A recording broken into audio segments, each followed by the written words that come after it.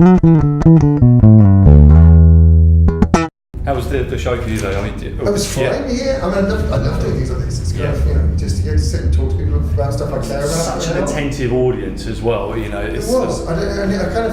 It's odd when I can't see them, because I kind of go, am I missing where people are at? Because normally it's conversational, right? If I'm doing a college thing or university, I'm reacting to people's faces all the time. So when I can't see them, it's a bit... I imagine it'd be unnerving because you can't kind of gauge the reaction sometimes to the things that are being said. So. I think because I tend to try and push my thought process to its extremes as I'm doing these things, I try not to dumb it down for the audience. Yeah. So what I normally need to do is to do that and then respond to them going, what? And explain it. Yeah. And in this situation I can't, because it's just, I don't see them doing that. So sometimes I will end up quite self-consciously explaining a thing that everyone might have understood.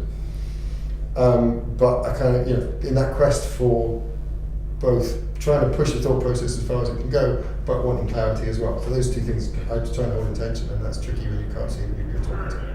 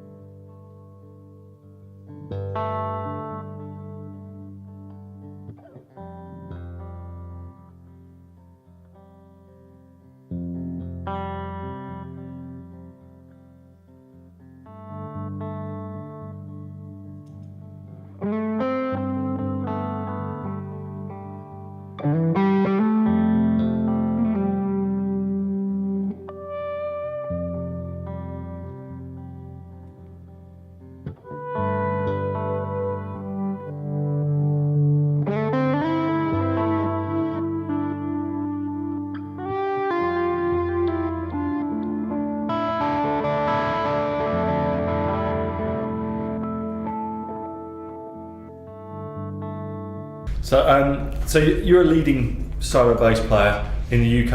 In the world now, I'd say your reputation is. I think it's fair to say that your reputation is spreading. That you're a real kind of user of social media and things like that, and makes the world a smaller place. So, I mean, the term looper has been used to describe what you do. But how would you describe what you do to the uninitiated? In terms of stylistically, I'd normally describe it as cinematic instrumental music. So, because that allows me to stretch the boundaries of that in terms of style, because it's not all ambient, it's certainly not all funky or country sounding, but there's bits of everything in there because I'm trying to tell stories. So the cinematic bit is that there's very much a visual element to what I do. I mean, I don't mean in terms of looking at me, but I mean in terms of there's a narrative to a lot of it. And so I use the bass as a sound source. And as much as I love the tradition that it sits within, I'm entirely ignorant of that when I'm playing in that setting, because I'm trying to tell a story. So where does that come from then? What inspired you to go down that path? In the bass world, almost entirely Michael Mann, that to the point of almost obsession in the 90s. That I just think he's an American sort of best man for the uninitiated, and arguably the most forward-thinking and adventurous musician ever to pick up the electric bass. Astonishing musician. And so reading about him, because pre-internet, you couldn't get hold of recordings. So my introduction to him was actually seeing interviews with him in magazines. Yeah. So I'm still a big fan of magazines as a format, because that even in a world where you can listen to everything, getting behind someone's thought process, that's a different thing. That gives you a different insight to what they're doing. And so Michael was a big part of that, but also the fact that a lot of my influences weren't bass players. It was guitar players like Bill Frisell, songwriters like Joni Mitchell and Paul Simon, and Bruce Cockburn and Jonathan Brooke.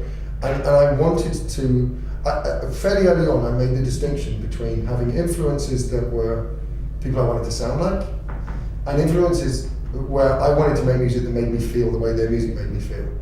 So I try and make myself feel the way Paul Simon makes me feel. I'm never going to sound like Paul Simon. I'm not, I'd sing a songwriter, I don't play acoustic guitar, I don't play things like that. But I want to capture something of that storytelling that he does, and some of the joy in his music, in what I do. So I think it makes for a much longer journey. I can't just go, I need to learn that Jacko bass line and then I can sound like Jacko. That's not part of it. And also that's kind of futile because everybody's tried to do that and failed. Yeah. So it's a longer journey, but it comes from a place of inquisitiveness and of trying to make music that tells a story. And there's a big element of that, would I be right in saying, is that it's very far removed from what people's perception of a bass player is.